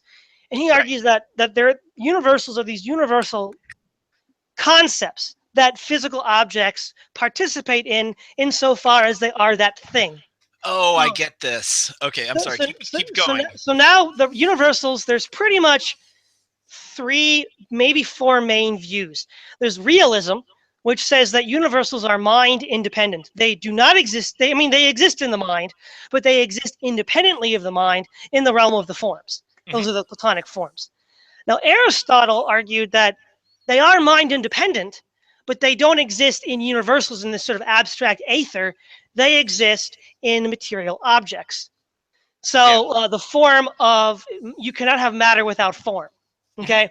Now nominalism comes along and says that the only thing that they only exist in the mind. Hmm. The universals exist nowhere outside of the mind. Hmm. Now here's the thing: what you said sounded very much like nominalism. Universals exist Yeah. only in the mind. Is Only in it? the mind, except that in and of itself is a universal statement. So I should be But careful with that. but that's the point. Nominalism is by definition absurd. It's absurd because it violates its own principles. Yeah, but also I think anything violates its own principles because nothing is perfect. And I kind of wanted to get with this. You were talking about how the argument is that, oh God, I'm going to help the ANCAPs here a little bit. Um, the argument is that the stateless society has within itself the seeds, the DNA for the creation of the state, be it a free market society or be it a left anarchist society. But the thing is that because nothing is perfect, absolutely nothing is perfect, um, everything contains its negation. Everything is not completely 100% together. By everything, hold on a second. I want to be specific here. By everything, you mean material reality, right? Every material reality, and also honestly every idea that you can think of. If you want to consider, you can consider ideas a part of material reality, but Buddhists talk about, for instance, the 10 worlds. Well, um, I think in your context, it's not actually material reality; it's immaterial reality. yeah, I mean, all, if you want to call it material or immaterial, Because the concept of the it's a 10 division. worlds. It's the division between monism and dualism. Um, I know what you're talking about, and some people do believe that. But like some people believe the 10 worlds are 10 literal worlds, and you go to the hell realm, and the hell realm is this, and the inhabitants of it act like, this, like, I don't know, devils and pitchforks and fire. Then you go to the realm of hungry ghosts, and there's a bunch of ghosts that are all emaciated and, have tiny stomachs and are trying as hard as they can to eat as much, but the food keeps falling out. Or the world of animals, and it's just like a really bestial society. But the thing about the 10 worlds, at least in modern Buddhists thought, is that it is a metaphor for the basic 10 states of mind that a human can find themselves in. And it's called a world because essentially what each individual human is, and I hinted on this earlier, is we're a self-contained universe. Our perceptions are unique, and we're all reacting to the same reality, but it's never going to be the same from person to person to person. So each world contains each and every one of the worlds contains the other 10 within it. Within hell, there is the heaven realm, and there's the realm of hungry ghosts, and there's the realm of animals, and there's the realm of the Buddha and the Bodhisattva. Um, and so one of the things that Tentai, who is a very influential Buddhist thinker, and then after him Nichiren realized, came down to a concept called Ichinen Sanzen. I think I'm pronouncing that right, but it's the idea that I've probably said that wrong, um, but it is um, the idea of 10,000 worlds in an instant of life, and how each and every world contains everything else within it. And so, what matters when you're at that is what are you going to focus on? Yeah. I want to clarify something real quick. Mhm, yeah. I misdefined nominalism. Conceptualism is the idea that that universals only exist in the mind. Nominalism is the position that there is no actual reality to universals. They're just labels we slap on objects for convenience. Mhm. So would you take the stronger nominalist claim or the more limited conceptualist claim?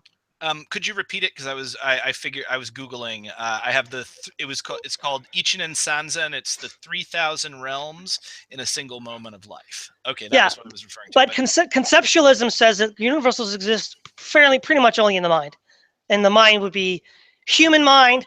Now, these is a Catholic school of thought, so presumably also the mind of God.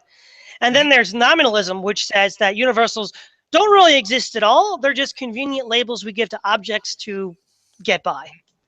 um, I would I would probably for to be careful, I would cleave to the second idea a little bit more than the first.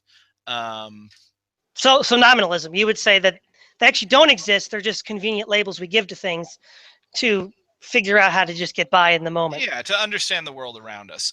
Now, I mean, but once again, nothing But is you see, perfect, so I'm but sure here's the there's an point. exception to that. But here's the point. If nominalism is just a series of labels on things that have no real meaning, then nominalism itself is a meaningless label. Yeah.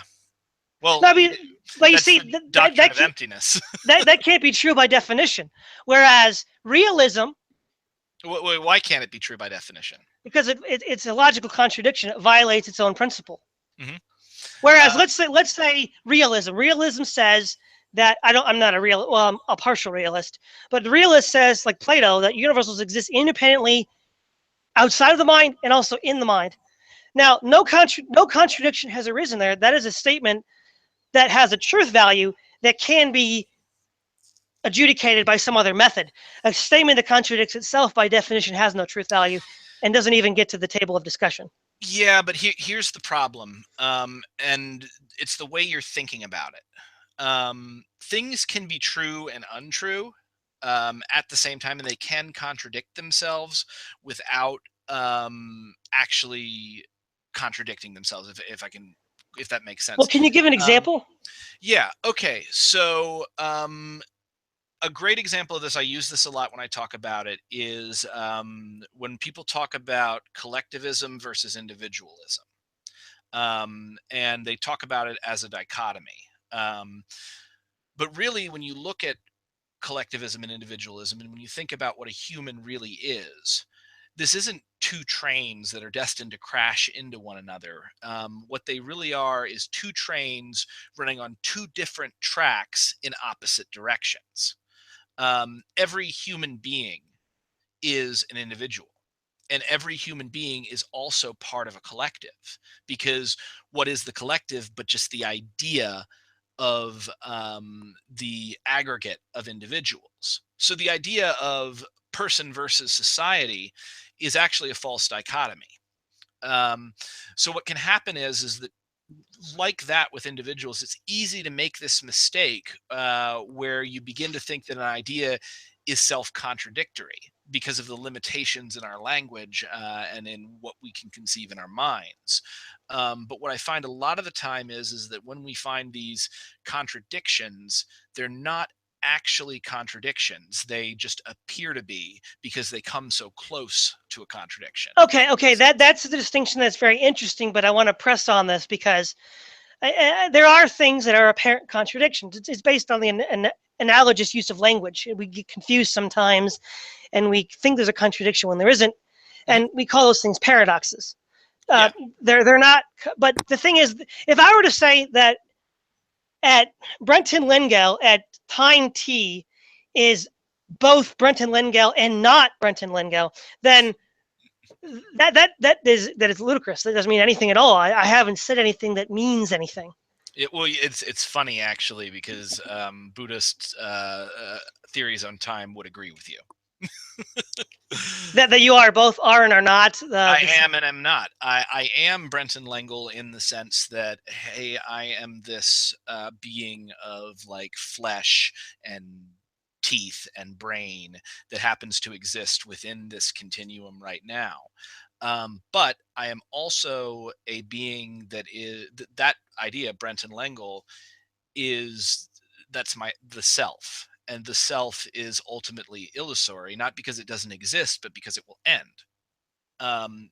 Yeah, I'm Brenton Lengel from the atoms in my body are in this particular arrangement for this time, and then when we get to the point of my death, bam, the atoms split out and they go into something else.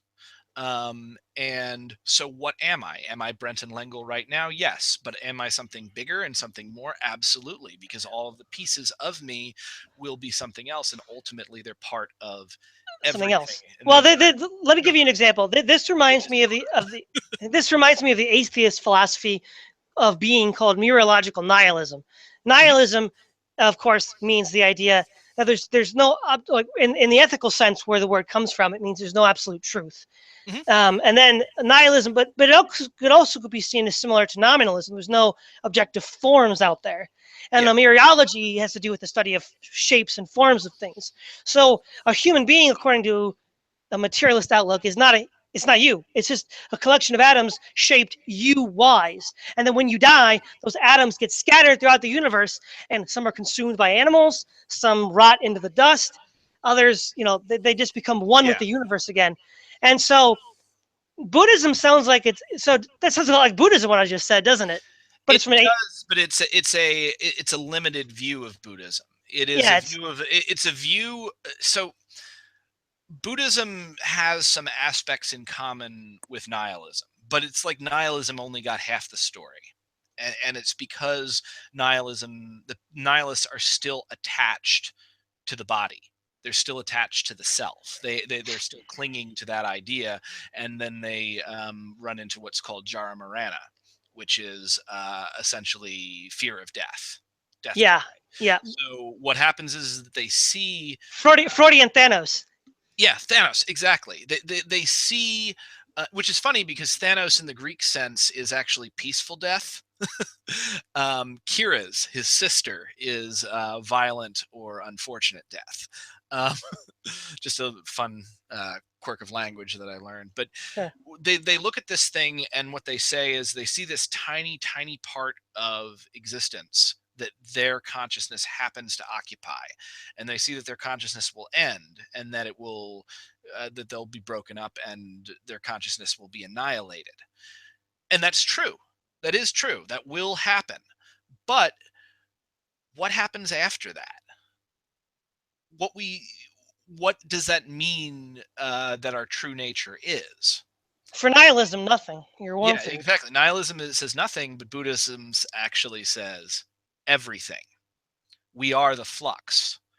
That is the Buddha Well, in, really, it in a just lot of looks ways. like that you're looking at the same thing from two different points of view. Exactly. But then again, that's just the same Buddhist contradictory outlook, Well, synthesized with.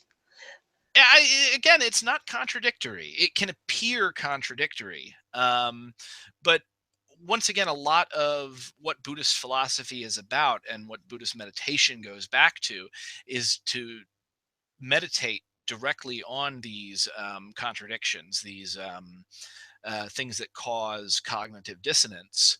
And through our meditation on them, we actually wind up defeating the cognitive dissonance, and we realize a greater truth. once you've broken through that. It's hard. It's very difficult to do that. I will just say this, Brent. That's why the Western Christendom had a scientific revolution and East Asia didn't. But they did. They absolutely did. I mean, we like to be very chauvinistic about our own accomplishments, but I mean, look at East Asia. Look at the creation of gunpowder. Like, yeah, Do you mean now? I mean, yeah, East Asia is the first. no, no. China. Even then, I mean, there's certain times that one culture or another culture will jump ahead of the other. I argued with a Nazi the other day. About the my whiteness, my Yeah, superiority. his white superiority, and he so I brought up China. I brought up China, I brought up the great Islamic empires, all of these massive civilizations that made huge strides forward. Because what he took issue with was, he said, give me one thing that's good about diversity, and I said, it's so we can solve different problems. You idiot. The you idiot was implied. um, Yeah, it's implied, yeah, but never know where the solution is going to come from, so it's important to have different people with different points of view. well, let me put it more Mhm. abstractly and maybe less chauvinistically. The West had a great divergence; nobody else did. Yeah, at the moment, yes, but I guarantee you our culture is going, it probably already has started to I guess what's the word, coagulate. But if we look at let's look at from what we know of already written history and what we can glean from prehistory of human societies. There never was a great divergence. There was just a kind of convergence on a kind of mean of human existence. Hmm.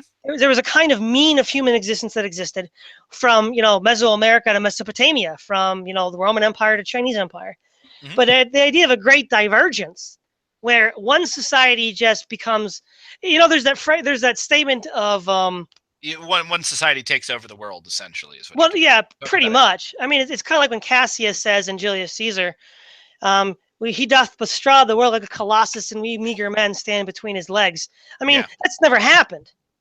So we stood between this. You know what? I always, it's really funny because every time I hear that line, I always imagine looking up Caesar's skirt because Yeah. they wore the, which may have I been implicit in implied. that line. Well, Yeah, I don't that's, he's got necessarily a mean big that old dick. in the obvious sense. Yeah. It's military conquest, but what I'm really getting at is the ideological conquest. These Western ideas Hmm. have been exported everywhere, and then the indigenous peoples, when they tried to fight the Europeans, the only way they could do it was by appropriating the Western ideas themselves.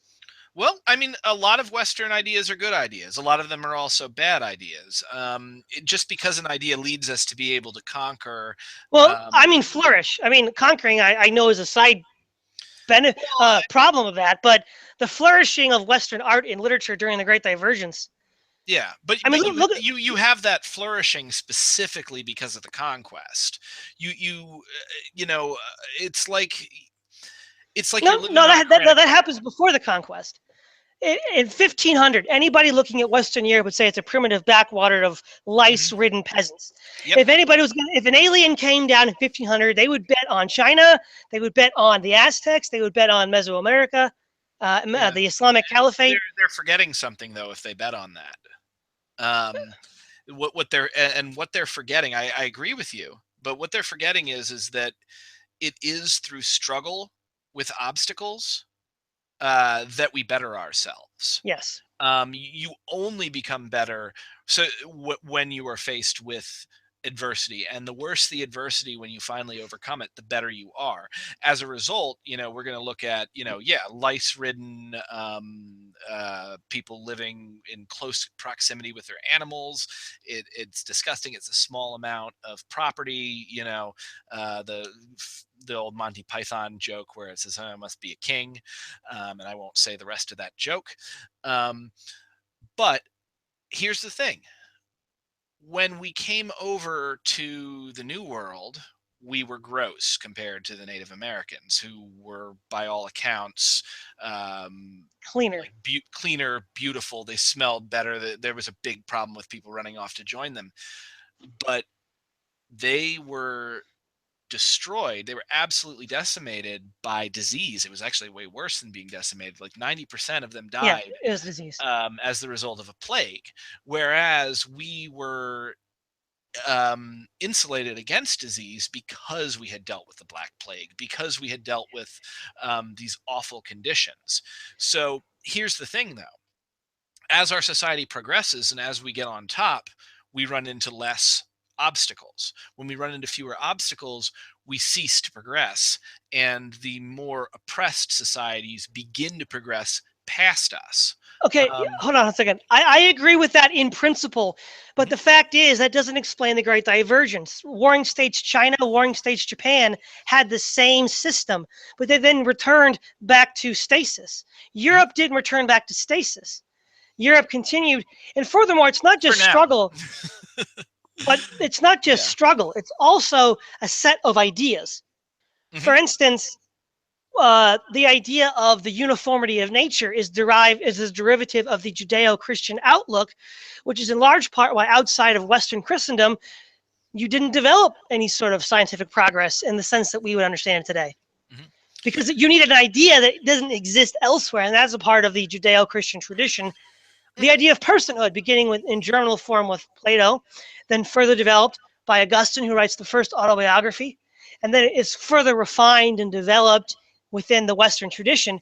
But this idea of personhood um, gives us a new way of looking at the world that allows us for new opportunities that other societies didn't have, and in part allowed us to break through that cycle of going to the mean.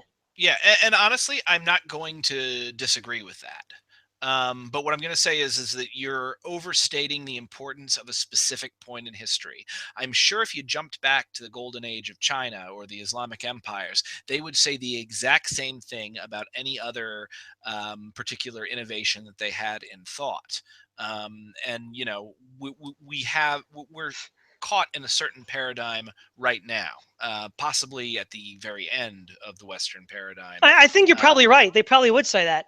yeah, and so I think that what's important to remember is the Roman Empire. I actually I was talking with Rogue, the lead singer of the Cruise Shadows, about this. The guy that you kind of remind me of, or you remind me of him.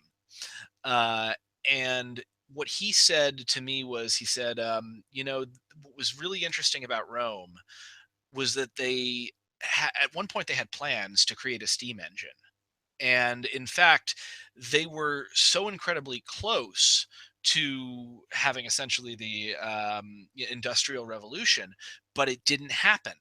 And why didn't it happen? It didn't happen because they had slaves, because they had you know, you didn't invent a fan when you had human beings to come and fan you. um, each society as it, and Bakunin talked about this. He said it is the characteristic of privilege to kill the minds of men, and to destroy geniuses.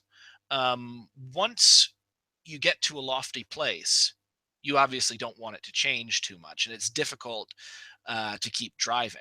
So what we've seen is we've seen this huge rise of Western civilization, and that's great. And a lot of our ideas were really, really good and still are. And I definitely think there's a lot that is valuable about what we have done.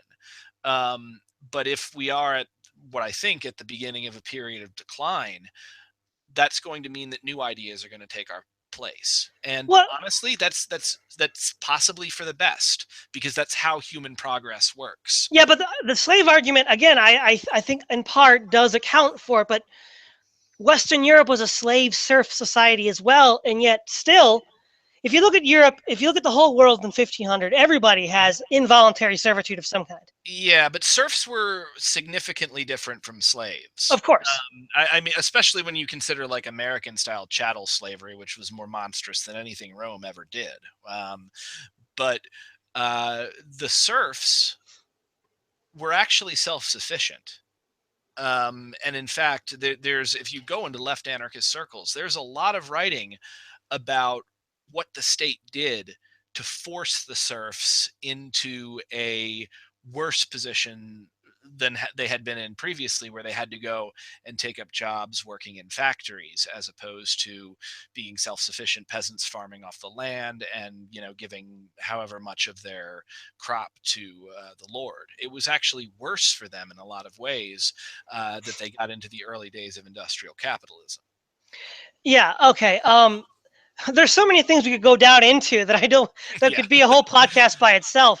But a couple points I want to make before we begin to wrap it up, and then we Mhm. can It's a good idea. We've been at this almost 2 hours. almost 2 hours. So there's 2 points that I want to make. One point is that, um, and this again, if we could lead to a lot of rabbit trails, so we might want to stay on task on this one. Yeah, Is that absolutely. the left, generally speaking, has sought to challenge private power. I remember Chomsky talked about Humboldt writing about the limitations of state power because at his day that was the only thing he had to really worry about. Private power wasn't really a problem yet, but Mhm. when it developed as a problem in places like Germany and northern Italy with the de Medicis and all those banking Yeah. families, and then also in places like Holland and England, where you culminate with the City of London and the Bank of England. He said that, well, we need to strive to stop state power. But you see, that is not the only goal, but a very central goal of the left. And Mhm. yet, if you look at the past 300 years, it's been a complete failure. Private power is more overwhelming, more powerful than ever before. Yeah, though I wouldn't. Here's the deal: just because you're winning doesn't mean you're right. No, I'm not saying I'm Um, not saying they're right. I'm just saying that the left has failed in one of its fundamental objects, whereas the right has been able, not recently, but we have been able to defeat private power from ancient Israel to the Renaissance. At least within Jewish Christian societies, usury was outlawed, and yeah. the outlawing of usury and the enforcing sanctions, both social and political, prevented the growth and development of private power. Hmm. Now, for some reason, we have a system that can actually control private power. It's just not being implemented at the moment. The Yeah. left has no system to restrain private power. Well, they do. It's just monstrous. If we're talking about, Stalinism. Stalinism, um, and anarchism is effective at restraining private power, but it's not necessarily effective at defending itself. Well, what I mean Um, is not just defending yourself, rolling back private power and destroying it, because yeah. that Well, seems to be the objective of the far left, is to just yeah. not only Well, roll it back, but yeah, the revolution and expropriation. It would be the left's tactics there. And to be fair, look at the French Revolution. I mean, that was a major win. I mean, there were some awful things that happened, but if we're talking left v right, the, yeah, from the left's perspective, but it wasn't a major win in the sense of private power. correct. The But left's I mean, major the threat there wasn't private power. It it was was state power, yeah, but it it was got worse. But it got worse. yeah. Though you could argue that a monarchic state is a private state. I mean, one of the Yeah. worst tragedies in all of history. I think it was actually on par, if not worse, than the Holocaust.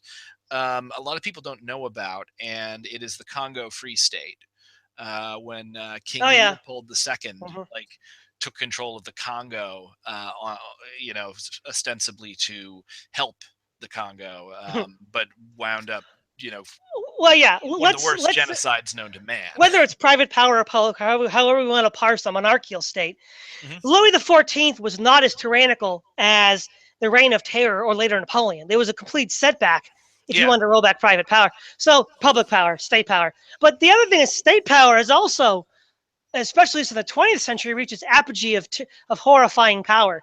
And Hmm. in the left, I mean, Anna Arendt, who's a leftist, says that the perfection of totalitarianism is in the Soviet Union. Oh yeah. And so the left failed on both counts, private and public power. It has no answer to either one. Well, I mean, first off, there is, and it was interesting because we were in here and you quoted Stalin. There are a lot of leftists that consider Stalinism a right wing deviation. No, Stalin was Um, quoting Paul. To be fair, Stalin was yeah. quoting. Go ahead, sorry.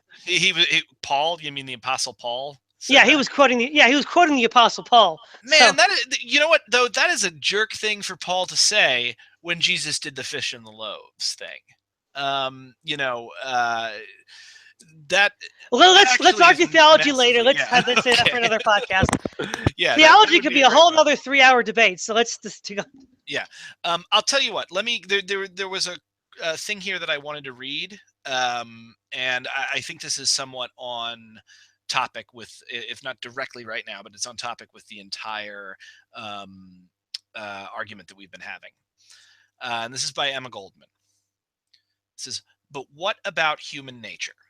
Can it be changed? And if not, will it endure under anarchism? Poor human nature, what horrible crimes have been committed in thy name? Every fool, from king to policeman, from flat-headed parson to visionless dabbler in science, presumes to speak authoritatively of human nature. The greater the mental charlatan, the more definite his insistence on the wickedness and weakness of human nature. Yet how can anyone speak of it today, with every soul in a prison and every heart fettered, wounded, and maimed? John Burroughs has stated that experimental study of animals in captivity is absolutely useless. Their character, their habits, their appetites undergo a complete transformation when torn from their soil in field and forest. When, with human nature caged into a narrow space and whipped daily into submission, how can we speak of its potentialities? Freedom, expansion, opportunity, and above all, peace and repose. These alone can teach us the real dominant factors of human nature and all of its wonderful possibilities. Anarchism, then, really stands for the liberation of the human mind from the domination of religion, the liberation of the human body from the domination of property, the liberation from the shackles and restraint of government. Anarchism stands for a social order based on the free grouping of individuals for the purpose of producing real social wealth, an order that will guarantee every human being free access to the earth and full enjoyment of the necessities of life according to individual desires, tastes, and inclinations. This is not a wild fancy or an aberration of the mind. It is the conclusion arrived at by hosts of intellectual men and women the world over, a conclusion resulting from the close and studious observation of the tendencies of modern society. Individual liberty and economic equality, the twin forces for the birth of what is fine and true in man."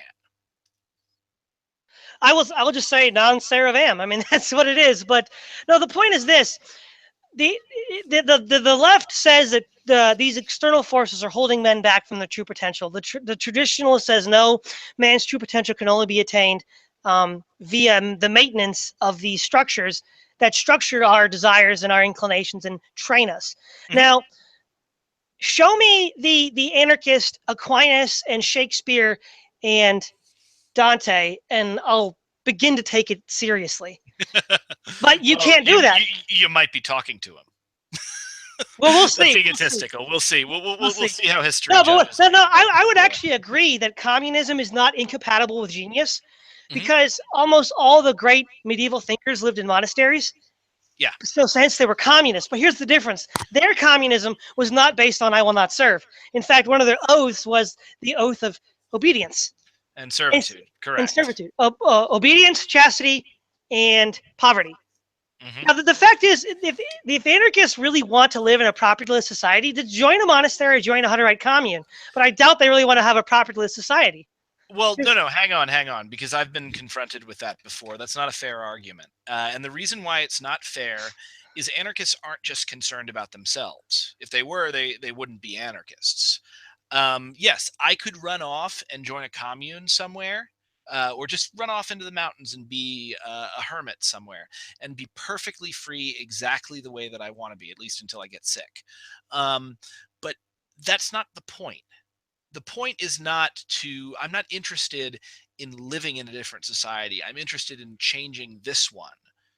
Both for myself and for everyone else around me. And the demand that a social critic remove himself from society is that's a very, very cheap way of okay, hold on. attacking social I want to criticism. clarify this. There's a Yeah. misconception here. I don't mean that the social critic should go like Henry David Sequester Thoreau and just themselves. no, no, Yeah. no. I don't mean that. I mean, you said that you want to make society in such a way that you can live this way. And what I'm Mhm. saying is the only society in which you can live that way is a traditionalist one, Um, because yeah, because but the only is the there only examples really? we have. Uh-huh. of the only examples we have of populist societies that actually don't just work but flourish are Mhm. those that are of a religious disposition. Buddhist monasteries, Catholic and Orthodox monasteries, peasant, the Yeah. Anabaptist communes. Absolutely. Well, I would actually argue, because there was a bit in the Emma Goldman essay that I realized was wrong. Clericalism, the As I, anti-clericalism. well, not just that. I do agree that I think that church power does need to be checked and dismantled to a certain extent, but I don't think humans can live without religion. I don't think it's a good idea, because we get eaten up by anxieties once we come to the idea that everything is essentially chaos and that the universe doesn't care about you. And the fact is, the universe does care about you, because you are the universe, at any given point in time. Um, and also, the other thing I disagree with Emma Goldman on there is when she talks. I think she overly talks about the free enjoyment of everything on the earth, included according to individual desires, tastes, and inclinations. And I'll tell you why that's true. She's wrong, because like what she's picturing is really great, but it's not reality, because you can't really say that someone is free if they encounter no resistance. You can't really claim to be alive if you don't die. And without that negation, without that struggle, there's no reason to be Hold there. on. There's a lot of theology I like to argue, but we can't go there right now. That'd be a whole Yeah, other podcast. So, but the other, this is the last point that I want to make, and we can wrap it up as we absolutely. tease this out.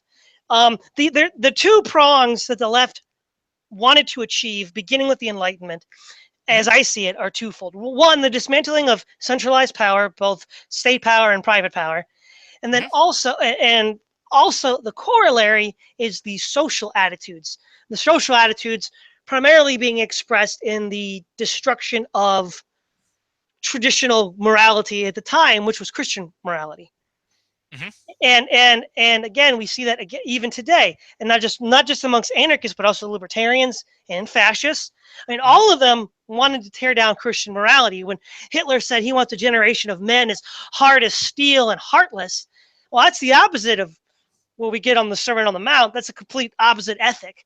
So all, Absolutely. all, all of these groups wanted to dismantle in part or in whole Christian ethics, which was the ethics that they grew up with.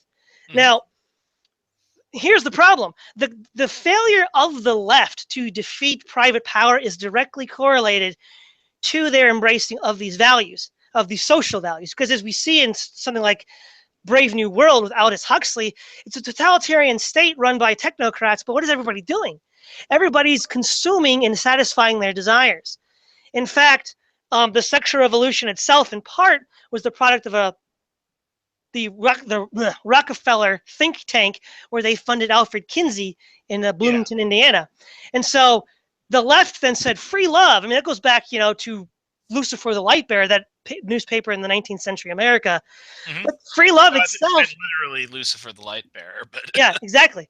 But the point is that for every, now again, correlation does not mean causation, but for every corollary increase or decrease in Christian traditional morality and increase in this, shall we say, Luciferian morality, private power has grown apace. hmm. Private power, the only historical example of restraining private power has occurred when one rejects the Luciferian ethic and Hmm. then controls. And so the modern left, in embracing this Luciferian ethic, like Nietzsche points this out in partially in Twilight of the Idols, when he says, if you give up God, the God of the Bible, then you give up Christian morality, because the Bible assumes the Christians assume via the Bible that man does not know what is good for him, and these Christian values themselves are not self-evident at all. And he can point to the different historical views of treating people, the poor and the weak, or the sick or the elderly. And we don't want to get into all that at the moment. But by getting rid of all those um, inhibitions, both at the state, at all levels of life, without you open yourself up to hedonism. There is no non-hedonistic Luciferian ideology, at least not in the long run. in the short run, you might have residual legacy of your previous Buddhist, Christian, Muslim upbringing. But at the end of the day, if you keep in that way of life long enough, you end up with you basically end up with Slaanesh, the chaos god of Warhammer 40k. Oh, okay. It's funny because the alt right is making a bunch of Warhammer 40k references to Donald Trump, who probably is someone who, at least in my mind, I can't think of anyone more hedonist. So this is what I'm going to say in response to that, and I thought of a number of things. So I hope I remember them all, but I probably won't. Um, the first thing that I'm going to say is what's very interesting, because you talk about the failure of the left and how the left has always failed. But if you think about it in a more universal sense, the left actually always wins 100% of the time. And when you look at the arc of history, we used to have kings. We used to own other human beings. We used to have a caste system. And gradually, the past is always destroyed by the future. No matter what you do, no matter how you cling to the past or the institutions or tradition, it will be destroyed one day and it will be replaced with something else. However, in the same sense, the right also always wins, because the problem with the future, as Hobbes put it, not Thomas Hobbes, but Hobbes the tiger, is that it keeps turning into the present and then keeps turning into the past. So the right perpetually is always in struggle with the left.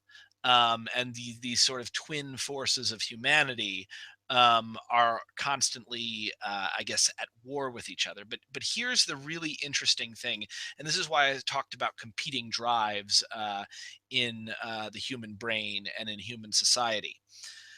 One of the things that Daisaku Ikeda did with Soka Gakkai when he started to try to expand the organization to Kyoto is he took two people, one who was an extreme traditionalist, and then he took another younger guy who was the traditionalists thought of as extremely rash with all of these new ideas, and he put them together and he gave the task um, of doing this shakabuku, of expanding the organization into Kyoto, to both of them. And what happened was it was a massive success. And the reason why is because politicians gain power by making us fight each other. And the news gains ratings by making us yell at each other and score these ridiculous wins. But I think honestly in the end the idea is to transcend the right and the left, because just like in individualism and collectivism, these aren't two trains that are destined to crash into one another. These are complementary forces that apply pressure to one another so that you can guarantee the best possible outcome for society. And I think the American people have forgotten that. And I think the people of Earth have forgotten that. And I think if we can, as a species, remember that we're on the same side, and that if we work together, we're going to get something better than either one of us could possibly get on our own. I think that's when you get utopia, and not a fake utopia that can't exist, but an actual utopia in the sense of a society that has a maximized amount of freedom and repose at a given time. So my answer here to the left v right is I like the idea of acknowledging them both as valuable and looking to the future. You view it as you view it as a perpetual yin yang. Exactly, a Well, you see, perpetual yin yang struggle that is going somewhere. well, well, see, yeah, okay, that's fine. I mean, the definitions, I guess, are subjective to some degree. But when I speak of the left, and I think when most people speak of the left, we are speaking something along the lines of what Evola meant. Anything that is opposed to the beliefs prior to the French Revolution. Yeah, which is brand new. As a there have been in humanity. I mean, there have been proto-leftists. You've got the medieval peasants' revolt in the 16th century. You had Mazdak, the the Zoroastrian heretic. But generally Mhm. speaking, those things they're proto-leftists. They never get very far. I mean, in fact, Marxist historiography often treat them as proto-leftists. But as the left, the way that I'm defining, and I think most people colloquially use it, Colloquially. yeah, that Yeah. way they use it that way, and in that sense, the left has lost, and frankly, it will end up losing because as the left has been famous of bragging about with declining birth rates in the West, demographics is destiny. Yeah, you're not the ones having kids. I mean, well, you are, but the left in general isn't. So there'll be a day when we wake up, and the leftists will be just a tiny minority because they didn't have any kids, and the people that don't believe it did. Yeah, but not everyone keeps the values of their parents, and that's part of being the left, and part of that is rejecting it. I mean, you've got the quiverful movement sitting there thinking they can go and outbreed everyone and enforce this vision of society, but what they don't realize is that they're putting into earth individuals with their own individual minds and inclinations, and children tend to be very conservative and adopt the attitudes of their parents at first, but we naturally rebel. Well, we And do, but look at the arc of history. It's only until the 18th and 19th and 20th centuries that the children fundamentally reject their parents' culture. That's a brand new thing. oh, that's not a brand new thing. You can go back and you can find. I forget exactly where it is, but there is. I will find this for you the next time we talk. But there is a rant from ancient Greece about how the kids are not all right. Oh It's no, well, yeah, no, fascinating. no. I know there's always this generation is worse than the one before, but what I mean is, okay, there are certain paradigm shifts, like from paganism to Christianity, Mhm. or from traditional Arab polytheism to Islam. But what I mean is the idea of constant flux, where children are constantly rebelling against the ideology of their parents, is a relatively new phenomena. Um, Well, I mean, they're not constantly, but they will. I mean, and that's it's kind of funny because it's almost like God designed gay people to mess with Republicans, because the more children you have, the more likely one of those kids is going to be gay. but That's like a also, fact. but also, if you are gay, the more likely is your ideology is going to die out. Well, what ideology? Gay people don't have ideologies. Oh, you mean because they're not breeding? But yeah, the point is that, and I gotta say, I really reject the idea that you have a child so you can teach him to be just like you. I'll joke about it whenever I talk with like friends or family, and I talk about wanting to have a kid. I'll go, "Oh yeah, you can teach them to hate the things you hate, and with the internet, they practically raise themselves." Um, but that's not really how people work. And so I really don't believe in the idea that someone can be outbred. And I don't think Oh no, that it's historically happened already. you can say it's happened, but the, at the same time, look at the dominant ideologies on the world. I really think rebellion is a natural part of human nature, and I think that as these quiverful people think that they can pop a bunch of people into the world and indoctrinate them, they're going to find that that is a much more difficult task than they first imagined, and it's Well, fine. I'm not saying it won't be easy, but no, I mean, there's people I that don't think study. it's possible. Well, of course it's possible. Read evolutionary biology, leading evolutionary. I read this one article. The blog is now taken down, unfortunately, and the actual article is behind a paywall, so I can't read it easily Mhm. anymore. But he basically said that atheism is going to die out within the next 100 years, and that being a gay atheist Jew, he's kind of screwed. Yeah, but again, I don't think atheism is going to die out because atheism has always been. You Well, even it'll have, die. It'll die out as a dom. There's always been a minority of atheists. What I mean is the yeah. dominant culture we live in. But let me just end it on this note. Mhm. If you leftists hadn't tried to genocide us in France and Russia in the 19th century, we could have defeated private power. But Okay. you took the side of private power to smash us, and then private power later turned on you. Okay, and I'm going to say the same thing. If you in during the Spanish Inquisition had not tried to genocide us and torture us into compliance, Well, you didn't well, exist then. Those no, are unfortunately mostly Jews, well, Jews and Huguenots Muslims. and Muslims. Well, actually, wait. I'm not Catholic, so that's not me. Uh, yeah, it's not. It's not.